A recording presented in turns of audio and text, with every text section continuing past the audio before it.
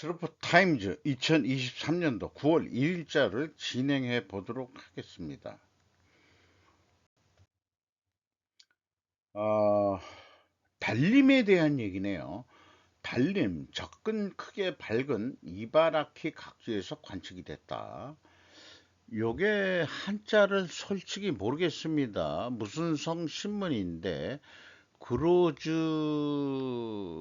뭐 이게 뭐 모르게 아니 죄송합니다만은 달은 31일 오전 10시 54분에 지구에 가장 근접한 뒤 이날 오전 10시 30분에 완전히 만원이 된다. 날씨도 좋으면 31일 밤에도 크게 밝은 달이 보인다. 요게 이제 그 9월 1일자 제가기 때문에 지금 그 밤 늦은 시각이기 때문에 어저께 이렇게 보인 모양이에요. 참 그 달이 에, 지구에 가장 근접하게 보인 행인데 국내 뉴스에서도 올해 가장 큰 달이자 한 달에 두 번째 드는 보름달인 슈퍼 블루민이 31일 밤에 대전시 상공에 휘영청 떠오르고 있다라고 프리랜서 김성태라는 분이 언론 매체에 제공한 그림 사진인 것 같습니다. 사진. 이게 대전에서 찍은 거예요. 그리고 그 경기도 고양시에서 젊은 애들이 모여 있으면서 그 슈퍼 문을 보려고 하는 거가 서울 쪽에서는 그 뭐라고 그럴까요? 그 하도 그 도시의 조명 때문에 좀 하지만 일산까지는 그래도 좀 괜찮은 모양이죠. 조금 이미 많이 떠오른 상태에서 찍은 달림인데 이렇게 맑은 거를 구경하려고 젊은 애들이 모여 있는 것으로 보입니다. 자, 이런 그 슈퍼 블루문을 보려고 저희 같은 나이대 사람들이 밖으로 나가서 보려는 의지는 없어요.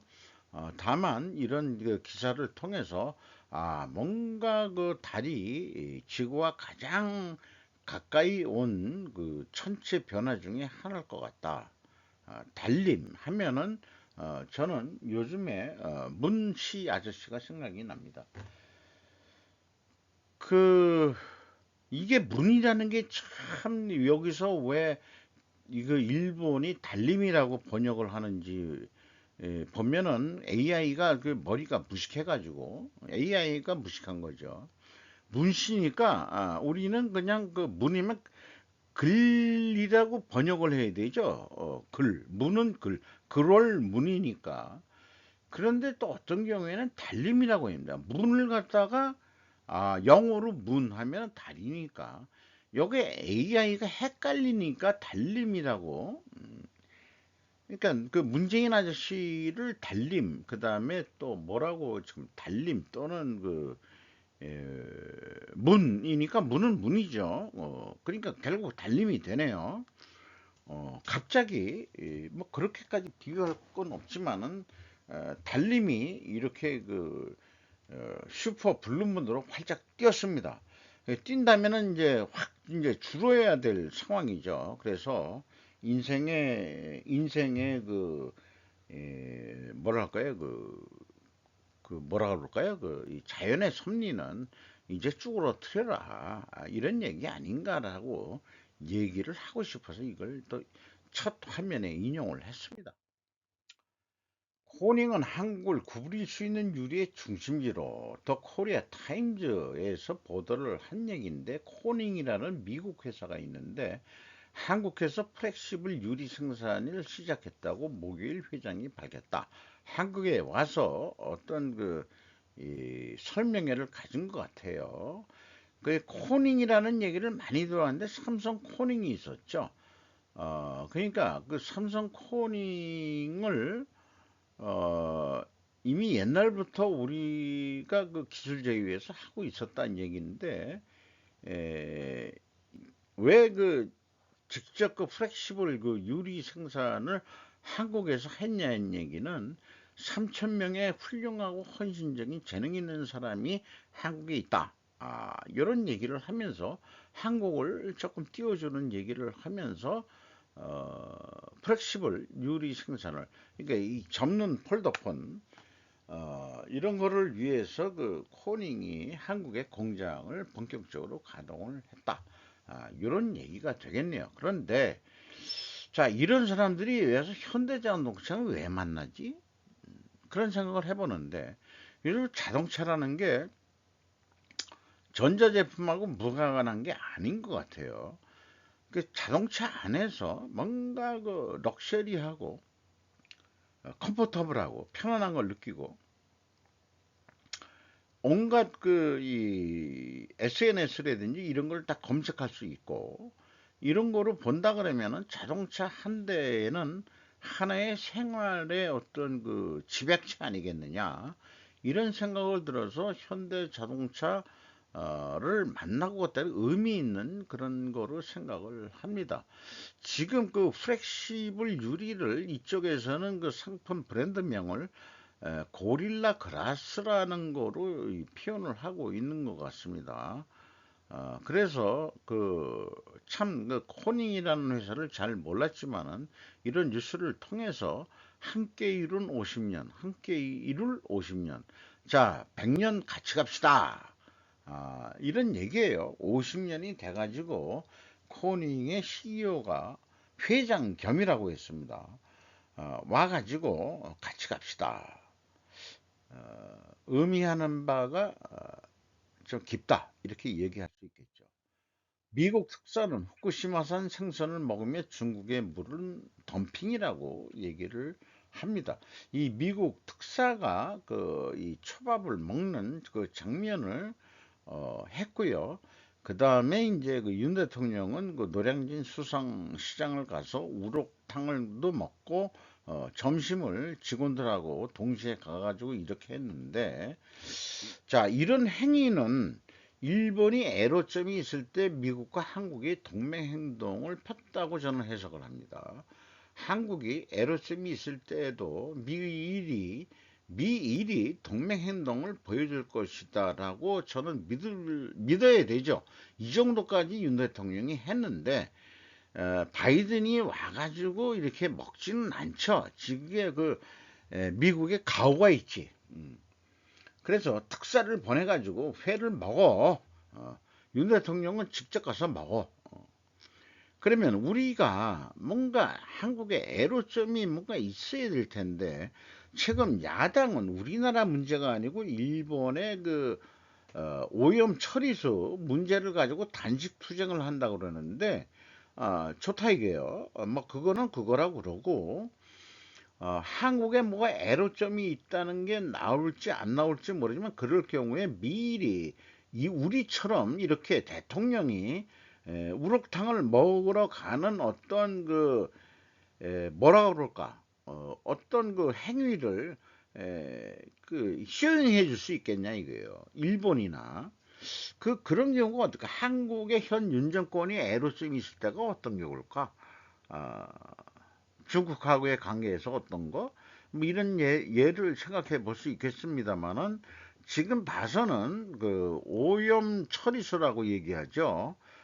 처리수를 방류하는 데 있어서 미국과 한국은 한미일 사실 그 워싱턴 이 선언 이후에 사실은 중국이 얘기한 대로 동맹 관계가 되는 거죠. 그러면은 한 나라의 보호를 위해서 양국이 이렇게 협조를 한다 그러면은, 한국이 애로점 있을 때 미국은 어떻게 행동할 거냐, 또는 일본이 어떻게 행동할 거냐, 요거 예의주시해서 우리나라가 애로점 있는 상황이 나와서는 물론 곤란하겠지만, 만약에 생긴다면은 어떻게 할 거냐, 이거를 묻고 싶은 거죠. 지나 레이몬도 상무장관은 미국 기업들이 중국이 점점 투자할 수 없음을 깨닫고 있다고 말합니다. 뭐, 쭉 그 뉴스들이 나오는데, 여기 그 텔레그래피에서는 중국이 이해하는 유일한 언어는 무력입니다라고까지 얘기를 하고 있는 걸 병행해서 얘기하는데, 지금 텔레그래피에서는 아주 극단적인 표현을 하고 있습니다. 솔직히 말해보자. 중국은 거짓말을 하고 훔치고 속이고 번영을 가는 길을 오염시켰다. 미국은 반격을 거부함으로써 그들이 그것을 하도록 도왔다, 그동안에. 그러면 이제 어떻게 할 거냐? 그러면 우리는 공산주의자들이 이해할 수 있는 유일한 도구를 사용해야 된다. 그거이 뭐이냐? 라고 물으면은 바로 힘으로 눌러줘야 된다. 이런 얘기예요. 지금 미국이 중국을 힘으로 누르고 있습니까? 누르고 있죠. 네. 시진핑 조용해졌습니다. 기고만장했던 시진핑 그렇게 큰 소리를 못 내고 있는 것 같아요. 그럼에도 불구하고 한국의 친중 세력들은 이 한미일 현재 그 동맹 같은 어떤 워싱턴 선언에 대해서 한국의 국익을 저해하는 거라고 해서 진보적이고 좌파적인 쪽에서는 다른 의견들을 내고, 어디서 우리들이 그렇게 세뇌됐는지 모르지만은 대화를 하다 보면은 지금 너무한 거 아니냐, 너무 우편향적으로 이제 된 거 아니냐. 그러면은 그 문정권 때 너무 좌편향적으로 얘기했다고 얘기할 때는, 그럴 때는 또 무지막지하게 공격하는 새끼들이 지금에 와서는 너무 그 극우향적이다라고 얘기하고 있다는 얘기죠. 참 어렵습니다. 국내에 같이 살면서 혈연지간이 되기도 하고, 뭐 지연 학연이 되기도 하고, 지연도 되기도 하고, 그런 사람들끼리 서로 생각이 틀린 이런 나라가 결국은 겉으로는 표현을 안 해도 속으로 생각하는 자기 생각들이 있기 때문에, 겉으로는 허허 어허 하면서 지내지만은 속마음은 틀리다는 이런 것까지 생각하는 대목이 됩니다. 그러나 이런 거를 봐서는 저는 제 뜻을 얘기했지만은 좋아, 속마음은 어떻고, 지금 윤 정권이 부족한 거 있을 수 있어. 그렇게 하지만은 일본이 2차 대전 이후에 팍그 쭉으로 들어가지고 완전히 그 미국을 큰형님 모시들이 딸랑딸랑 거린다고 남들은 얘기하지. 그거 맞다. 그렇게 해야만이 생존이 가능하니까 그렇게 산 거 아니냐. 근데 한국은 중국을 기대면서 왔다리 갔다리, 그러니까 연애할 때 양다리 거치는 년이 아주 가장 나쁜 년이죠. 지금 우리가 나쁜 년이 된 것 같다고 나는 생각하는데, 미안하지만은 코쟁이 미국 새끼들한테 붙어라. 그게 현재의 입장 아니냐. 그러니까 생존을 위해서는 지금 미국 새끼들한테 붙어라라고 얘기한 게 뭐가 잘못됐냐 이거야. 내 얘기는 그렇습니다. 갈림동의 수출 규제 중국, 한국 기업이 절차에 따르면 허가.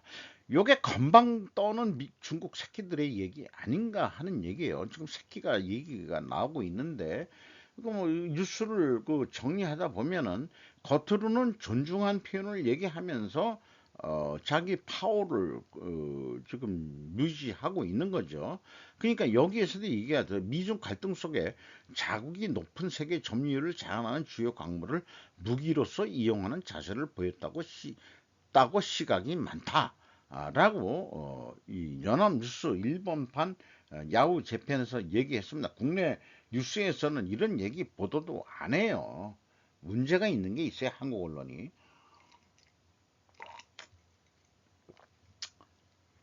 그러니까 중국 아새끼들도 똑같은 놈들 아니냐, 그런 생각을 해보고 참 어렵습니다. 한국이 어떻게 할 거냐 그러면은, 뭐 제가 개인적인 이렇게 방송하지만 박쥐가 되지 말라 하는 얘기를 하는 거고, 미 여러 번 얘기했습니다마는 양쪽에 가서 내가 새요, 나는 포유동물이요, 이런 얘기 하지 말고 이번에 확실히 붙어라. 어디에 붙냐?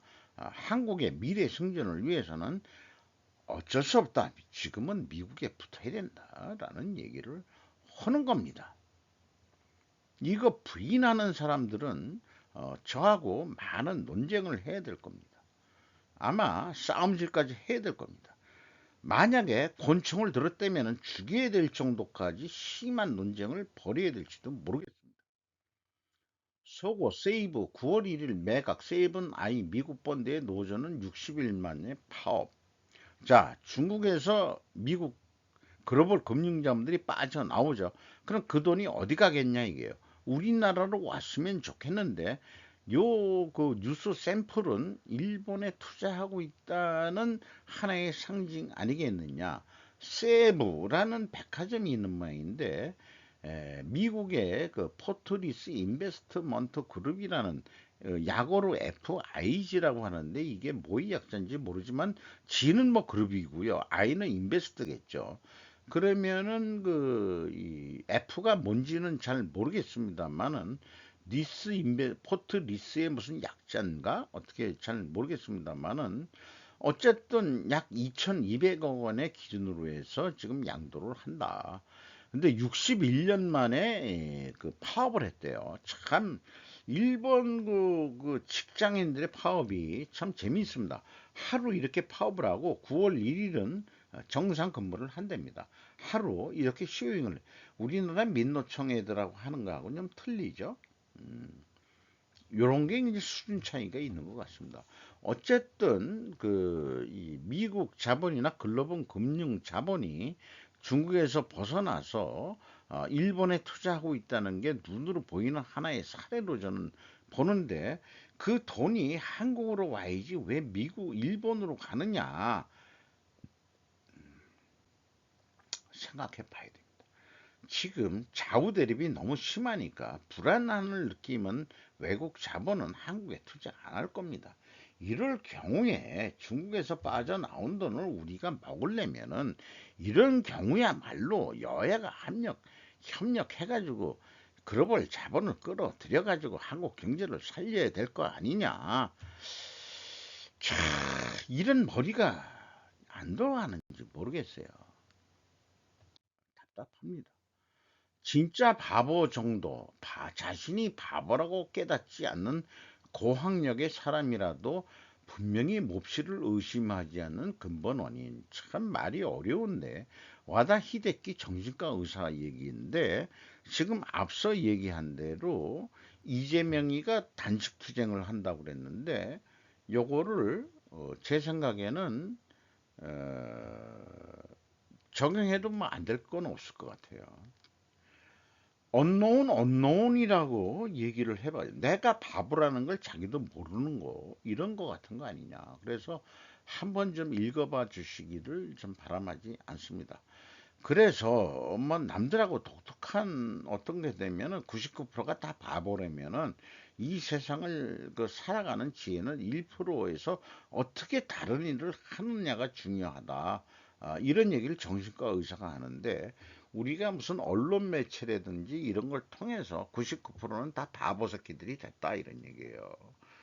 그 현명하려면 어떻게 되냐? 1% 다른 행동을 해야 되는데 여기에서 경험치를 쌓아온 것이나 그 지혜를 이용하면 인지 자원의 대폭 절약을 할 수 있으니까 의심을 안 하고 그냥 믿고 산다 이게요. 그래서 바보가 된다 이게요. 이런 거죠. 그래서 그 문제죠. 어, 그래서 1%의 특수한 인간들이 우리는 스스로 그거야말로 독립 정신 아니겠느냐고 생각합니다만은 연결해서 생각을 해보죠. 법무부 론스타 사건 2,890억 배상 책임 취소 소송 제기. 자, 론스타 사건이면 DJ 정권 때부터 외환은행을 론스타에 팔아먹을 때부터 얘기인데 이게 보면은 지금 결론적으로 얘기하면은 2003년에 외환은행을 론스타가 1조 3,834억 원에 매수를 했대요. 그리고 2012년에 외환은행 매각을 했는데 그때 이제 하나은행이 인수를 한 거죠. 그러면은 론스타 애들은 2조 5천억을 받아 이익을 처먹었는데 이것도 이익이 적다고 해서 국제 투자 분쟁 사건 해서 ISDS에 이 배상을 해라라고 소송을 했는데 소송 결과는 2,890억 원을 배상하라는 판결이 나왔었다는데 그 금액이 론스타는 불만족이 하고서 행정 소송 취하 또 제기했고, 지금 현재 현 정권 한동훈 법무부 장관은 에, 아예 무효로 하겠다라고 소송 제기를 한다. 자, 우리 대한민국에서 그동안에 IMF를 당하면서 외국의 많은 우리 기업들을 DJ 아저씨, 대중 아저씨께서 많이 팔아먹어가지고 IMF를 이겨냈는데, 중국도 지금 똑같은 꼴을 당하고 있다고 저는 생각을 합니다만은, 저항을 하고 있는 거죠. 그래서 생각을 해보고 싶은 게 이런 얘기입니다. 외환은행을 팔아먹은 것은 DJ 정부 때이다. 금융장사의 욕심은 끝이 없다. 2조 5천억 원이라는 차익을 냈으면서도 론스타는 배상액이 적다고 취소 신청 제기, 한국 정부를 우습게 본다라고 생각을 하게 됩니다.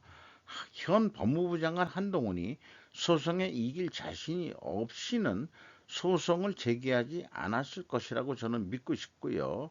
아마도 충분히 자문을 해주는 론스타하고 경쟁업체인 다른 글로벌 금융자본의 어떤 그 자문이 있지 않겠느냐라고 여기에서 상상 소설을 써보게 됩니다.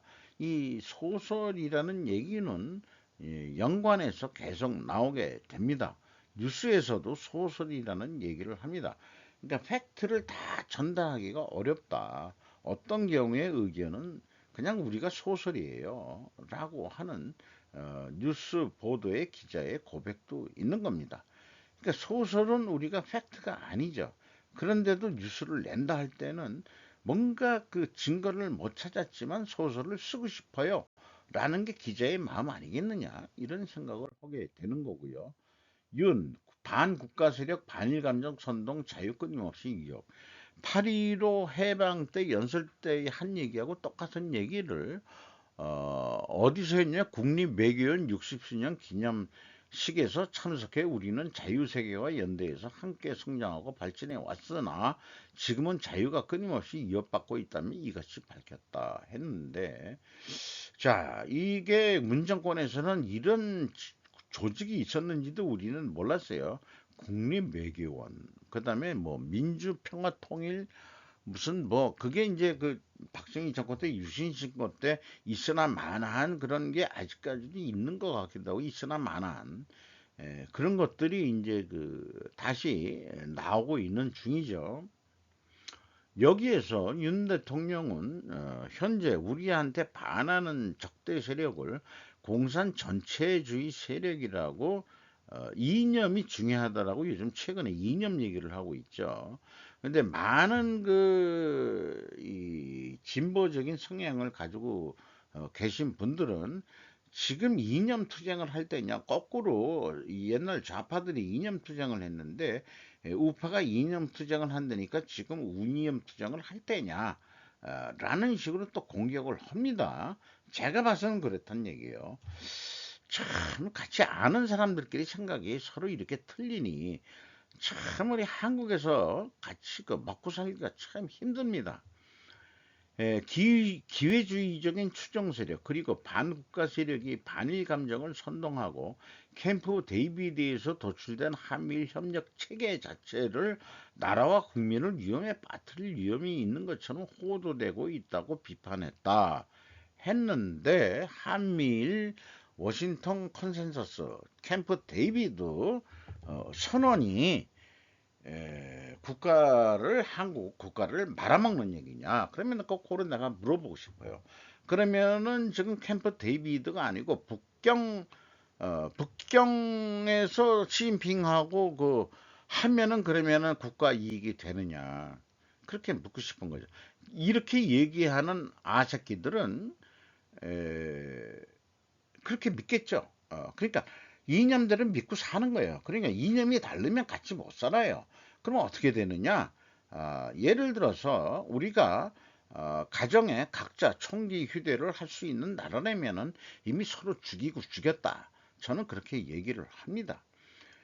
그렇게 서로 죽이고 해서 해결을 하든지 말든지, 지금 아니 너무 피곤해가지고 할 말이 없어요. 미국은 총기 휴대를 가지고 있으면서도 그렇게 그 사망사건 총기가면서 어떻게 나라가 견디지? 중국은 국민이 총기를 가지고 있나요? 그러면서도 불안하고 뭐 이렇게 되는데 내 생각에는 그렇습니다. 한국이 총기 휴대 자유화를 하는 정권이 있을지 모르지만 만약 그런 정권이 생긴다면은 에, 한국은 내전이 일어날 것입니다. 서로 죽이고 죽이는 형제 자매까지도 서로 죽이고 죽이는 사건이 일어날 것으로 예상이 됩니다. 이게 우리의 아픈 현실입니다. 우리 6.25 한국 전쟁 자체가 형제 자매끼리 서로 죽이고 죽이는 전쟁 한 것을 또 해야 됩니까? 라고 얘기하고 싶을 정도입니다. 더 힐, 중국은 미국의 대만 이전을 파기한다고 말합니다. 대만 군대에 대한 훈련 지원까지 포함된 대만 프로그램이라면 현실적으로 미군이 대만에 들어간다는 것을 의미할 것이다. 라고 그래서 여기 쭉그 표현이 되어 있는 뉴스 보도는 참고하시기 바랍니다. 로이터 한국 야당 지도자 정부 정책에 대한 단식 투쟁 시작. 요거에 대해서 이 내용도 좀 읽어봐 주시면 가고 여기에서 아까 말씀드린 대로 소설이라고 부인했다라고 얘기하는데 지금 여당이 자기를 공격하는 게 소설이다라고 얘기를 하는 거죠. 근데 나는 다 같이가 아니고 얘가 소설을 쓰고 자빠졌네라고 얘기하고 싶을 정도예요. 그래서 이 트루프 뉴스를 얘기하면서도 언노운 줄알고 그 외국 기자가 얘기한 대로 바보는 자기가 바보라는 것을 모른다. 또는 자기가 무식하다는 것을 똑똑하다고 믿는 바보다. 라고 이 분을 좀 얘기하고 싶어요. 이 친구가 청계천 판자촌 출신이라고 얘기해서 김동연 그 부총리를 했던 김동연에서 청계천 판자촌 출신이라고 그러는데 왜 이런 얘기를 하냐면 저도 청계천 판자 출신의 준 청계천 판자촌 출신이기 때문에 이런 얘기를 하는 겁니다. 그러면 똑같은 청계천 판자촌 출신이라면 너하고 같은 생각을 가져야 되느냐? 그건 아니다, 이 사람아. 얘는 나보다 한참 어리거든요. 얘는. 그 나는 나이를 더 먹었는데도 판자촌 출신이면서도 이런 생각을 안 가지고 있는데 우리나라가 국익을 위해서 어떻게 우리가 생존해야 될 거냐를 고민하고 있는데 얘가 하는 단식투쟁 이런 것들은 도대체 무엇을 위한 단식투쟁인지 제가 이해하기가 어려워요. 어떻게 이렇게 사냐? 지구를 떠나거라 라고 그 저기 옛날에 그 개그맨인가 그김뭐 뭐신가 있어요. 지구를 떠나거라 라고 얘기하는 그런 친구의 말이 생각이 드네요. 폴란드와 한국은 곧 폴란드에서 합동군사 훈련을 열 계획이다. 자, 폴란드의 무기를 많이 팔아먹었는데 요거 끝까지 잘 유지보수 메인테넌스 해줘야죠.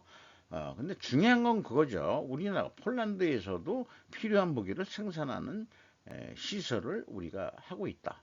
이것이 굿 마케팅 전략이라고 저는 생각을 합니다. 미국은 무기를 비싼 가격으로 팔아먹지 그 노하우를 안 가르쳐 주려고 매우 노력을 하는데 우리는 미국하고 무기 수입 계약할 때 좀 알려줘. 우리도 개발해야 될 거 아니야. 뭐 이래가지고 때를 쓰고 어쩌고 저쩌고 해가지고 했는데 미국 애들은 아주 비싼 가격에 팔아먹지만은 우리는 싼 가격에 판매하면서도 노하우 좋아. 야, 폴란드 공장에서 만들어 같이 해서 그럼 폴란드 공장에 가서 한국 사람이 다 만들 거예요. 폴란드 사람들이 취직해서 만들고 또 기술자들 그러면 알게 모르게 알게 다 기술 전수 되는 거예요. 그러니까 폴란드가 한국을 좋아하지. 이게 마케팅 전략이라는 거죠. 자, 우리나라가 지금 디플레이션에 들어갔는데 지금 방위 산업적으로 탈출구를 찾아야 될 거라고 저는 생각합니다. 중국 그 무역 의존도가 너무 심했기 때문에 중국이 지금 쭈그럭텅 되고 있는데 그 동반해서 한국도 똑같이 쭈그럭텅 되고 있거든요. 어, 그래서 그 디커플링 그 차이나를 벌써 여러 전부터 얘기하고 그다음에 우리가 힘들 거다 하는 얘기를 저는 비유를 들어서 우리 그 김정은 그이 젊은 그 청년이 얘기한 고난의 행군이라는 용어를 빌어서 우리가 다 같이 고난의 행군을 해야 될 각오를 가져야 된다. 이제 이런 얘기를 끊임없이 얘기를 합니다. 한국은 지금 저성장 구조 속에 들어갔습니다. 고난의 행군을 해야 될 생각을 해야 됩니다.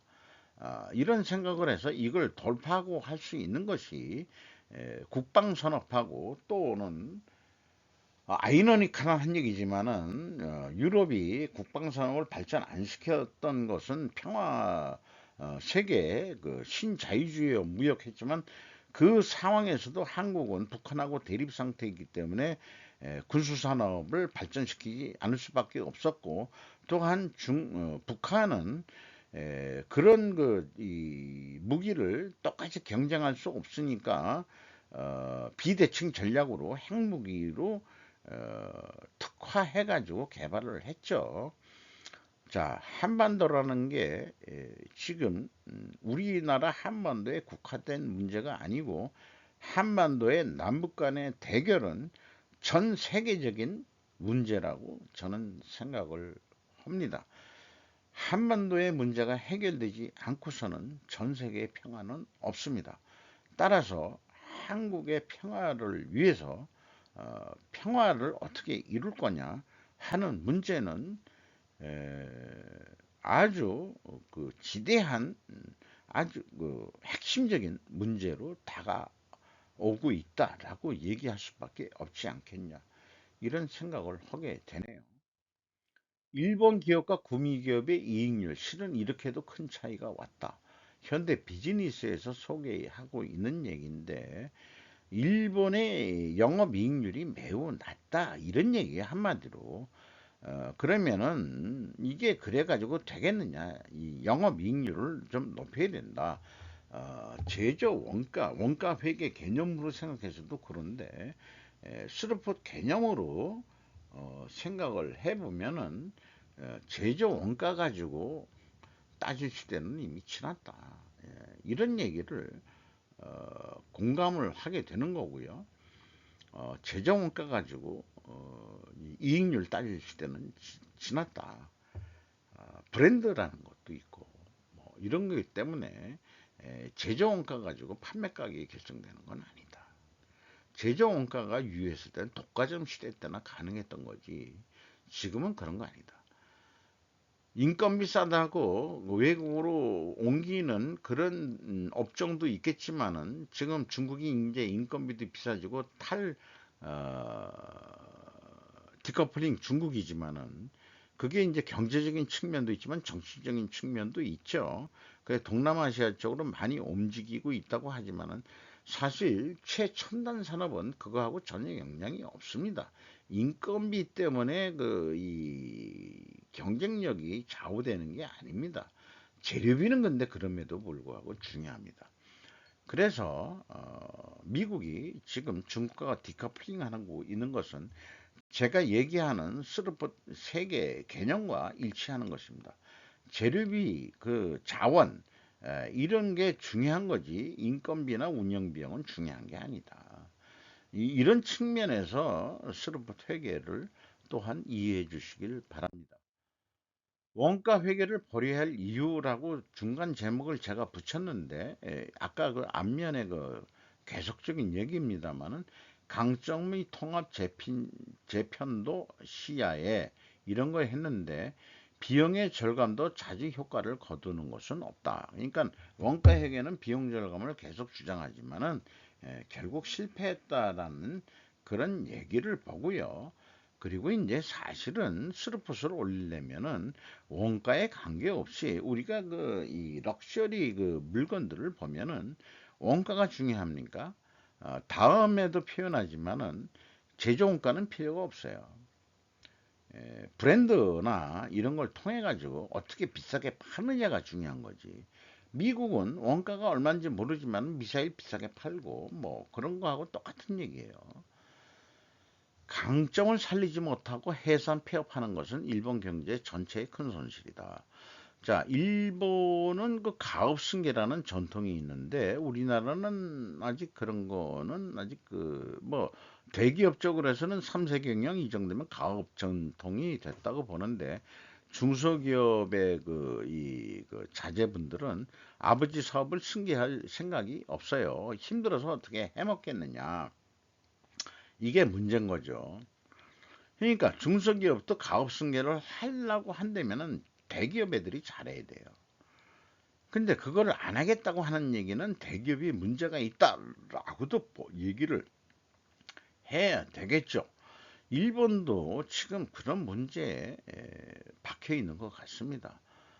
영업이익률 하락하는 이유 등등도 얘기해가지고 참 어려운 문제지만은 이런 거하고 연관해서 어저께 저녁 때 제가 유튜브 영화를 봤는데 카랑이라는 유튜버입니다. 영화 유튜버인데 10조를 벌어다 준 제갈 공명급 MG 직원을 개무시하면 벌어지는 일이라는 제목을 붙였는데 여기에 이 여자가 거의 준 주인공이나 마찬가지예요.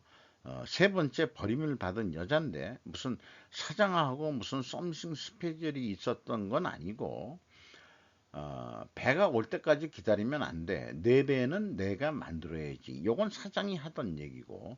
하지만 이렇게 얘기한 놈이 개자식에게 시간 낭비하긴 인생이 짧다는 것을 또 알죠. 라고 전 부인이 얘기를 한 내용입니다.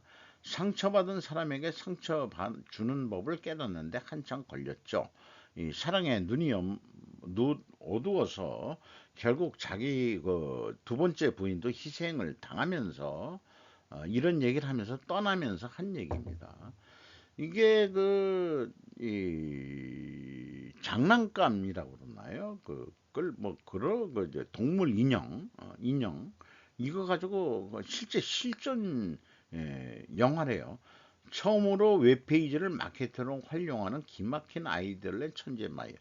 17살에 시급으로 들어온 직원인데 이 직원이 실질적으로 기업을 키운 근데 크게 기여를 한 여자로 소개를 하고 있습니다.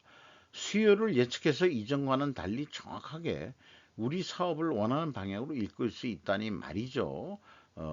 그 번역문을 그대로 소개한만을 가져왔는데 저는 그 수요 예측을 신뢰하지는 않습니다.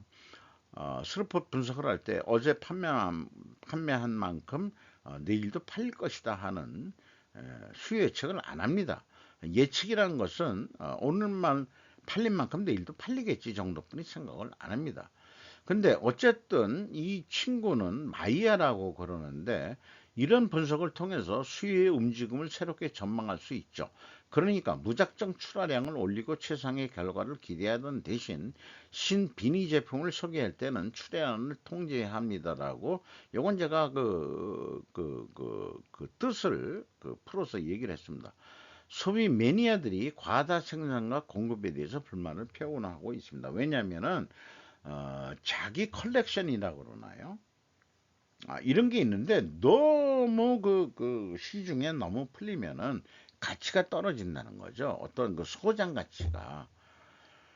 이게 이제 옛날에 인형이란 것은 큰 사이즈로 만들었는데 그 두 번째 부인의 아이들한테 힌트를 얻어 가지고 그 등하교 하는 가방에 넣을 수 있는 그런 소형 그 인형을 이 반이라는 이름으로 히트를 치게 되고 이것을 또 인터넷이 발전을 하면서 여기 얘기하는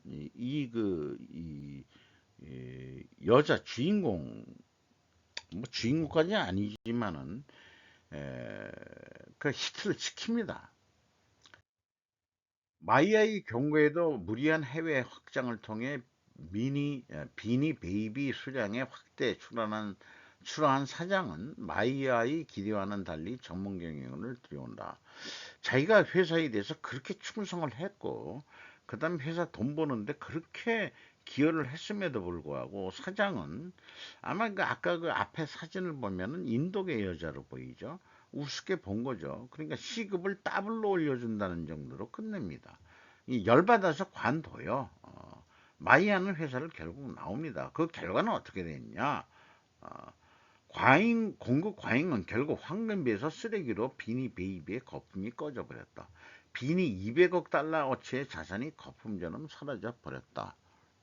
이런 영화였어요. 제가 스루포 얘기를 하는 거하고 거의 뭐 맥락이 비슷한 얘기인 것 같습니다.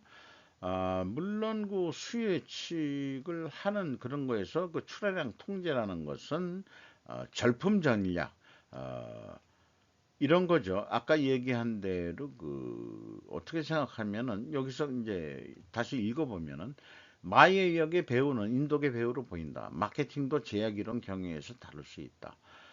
상품 절판이라는 표현은 흔히들 매진 사례라고 불리지만 반대로 생각하면 판매기의 손실이다. 다만 영화의 마이아는 반이 인형 매니아층을 위해 출고량 조절을 해야 한다는 주장은 매우 설득력이 있게 저도 봤습니다. 바니 사장은 두 번의 이혼에서 그들이 떠난 부인들을 어린애 같은 자기 이기심만 채우려는 것에 한계를 느끼고 떠나는 것으로 영화는 설명을 하고 있고요. 그들은 별개로 그 부인들이 독립해서도 잘 되었다. 그러나 바니는 망했다 하는 얘기를 하고 있습니다. 마지막 시급 여직원 마니아의 능력을 외면한 이런 것은 파멸을 보여준다라는 걸 영화는 보여주고 있습니다. 현대 기업이 이럴 수는 없겠죠. 아마 시급 출신이고 인도계 여자라 하더라도 능력이 있으면 발탁해서 CEO까지 만들었어야 되는 거 아니냐. 이건 실패했다 이게 바니 사장이. 그래서 그 바니 인형은 미국에서 옛날에 그 추억으로 끝나는 것으로 되어 있습니다. 빈쌀만 근거지기 사우디 국부펀드 총재 내주 방한 삼성현대차 SK 등과 회동 조선비즈의 내용인데요. 사우디 왕세자 체크 측은으로서 아람코 회장을 겸직하고 있고 작년 윤 취임식 축하사절단 이후 첫 방한을 했다. 한국 제2의 중동문 구상 포트폴리오 오일 협력 이런 쪽으로 해서 쭉 풀어 매겼습니다.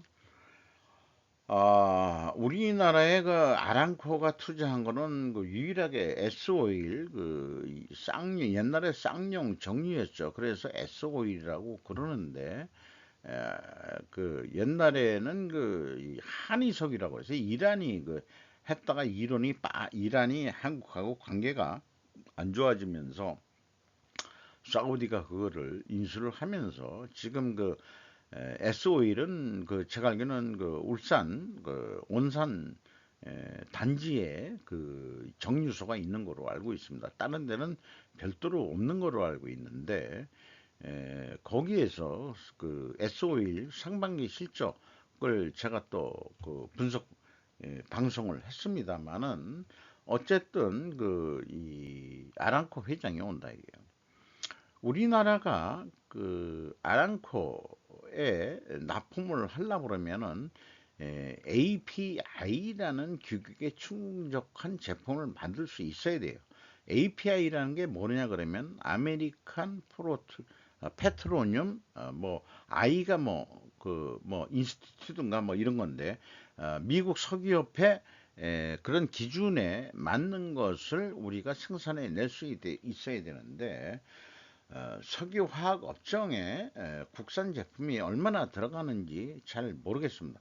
아직까지 그 규격에 흡족하게 만들어내는 수준의 제조업체는 국내에 없다고 보고 대부분 유럽의 어떤 메이커 제품들을 들여다가 공장을 돌리는 거로 저는 알고 있습니다. 이 석유화학 업종에도 우리나라 제품이 예를 들어서 펌프 같은 얘기죠. 그 석유 만드는데 펌프가 엄청 많이 필요할 겁니다. 이런 거를 우리나라가 그 못 만든다. 이건 문제가 있는 거예요. 현실적으로. 근데 잠깐만, 그런 사우디아라비아의 아람코 펀드의 그 회장이 온다는 건데 정부의 적극적인 중동 접촉 노력은 서서히 성과를 내고 있다. 요게 이제 딸랑딸랑 하는 기사 같은 거예요. 사우디 빈 살만 왕세자는 작년 11월 방한해 우리나라와 26건의 양해각서를 체결하고 돌아갔다. 그때 이제 뉴스 보도도 나왔지만은 우리나라 대기업 총수들이 대거 롯데호텔에 빈살만 왕세자가 오라고 하니까 그냥 싹 그냥 다 몰려갔죠. 그렇게 돈 많은 사람이 오래니까 다 싹 몰려가는데, 요거는 이제 그 작년에 그 대통령 취임할 때 이제 별도로 접견한 내용을 한 건데요. 한국에 무척이나 많이 투자하고 있는 JP 모건 회장의 방안은 일면 기사로 다루지 않았던이라고 하는데, 이런 뉴스를 보면서 사실은 우리나라 경제에 큰 영향을 미치고 있는 JP 모건, 그 회장 이름이 무슨 다이먼인가 그렇죠. 그 사람도 이제 월급쟁이 사장이라는 것은 하는데 개인적인 부도 많이 쌓겠지만은, 그 사람이 그 중국도 다녀가고 일본 아니 한국도 다녀가고 일본도 아마 다녀갔을 거예요. 그런데 언론에 그 노출되기를 그 싫어하는 것 같습니다. 조용히 왔다가 조용히 가는데, 중국에 갔던 것은 이제 그 뭐 좀 야후 뉴스나 뭐 이런 데서 보도를 했으면 한국의 언론 매체들은 전혀 접근을 못했습니다. 조용히 왔다가 조용히 가는 식인데, 실질적으로 한국의 큰 주식 시장이나 어떤 그 금융 시장에 현재 JP 모건의 영향력은 엄청 크다라고 저는 믿고 있거든요. 그래 또 기업체 분석을 하다 보면은 그렇습니다. 삼성전자라든지 모두 외국계 자본 뭐 비율, 투자 비율 뭐 이런 걸 하다 보면은, 그러니까 JP 모건이 한국을 좌지우지한다 정도로까지 그냥 극단적으로 그냥 이 간주해서 표현한다고 한다면은, 한국 언론들이 JP 모건은 왜 접근을 안 하는지 모르겠어요. 이런 뉴스로 해가지고 괜히 이상하게 딸랑딸랑하는 기사 같은 거 마음에 안 듭니다. 솔직히 이게 그 언론이라는 게 정권의 향망에 따라서 이리 갔다 저리 갔다 하는 그런 그 수준으로 보일 수밖에 없는 거죠. 자, 아랑코가 왔다고 이 정도로 일면 기사로 냈으면은 JP 모건 다이먼 회장이 왔을 때도 뭔가 일면 기사로 낼 수 있는 그런 힘이 있어야 되게 언론 아니겠어요? 그게 조선일보의 수준 아니겠느냐? 조선일보 뉴스 수준을 높게 보기도 합니다만은, 이 뉴스 하나를 보면서 생각을 하게 되는 게, JP 모건 회장이 왔을 때 니들이 그 밀착 취재해서 한번 저 질문을 하든지 뭐 하든지 뭔가 한국 경제를 위해서 니들이 한번 뉴스 보도를 해봐라.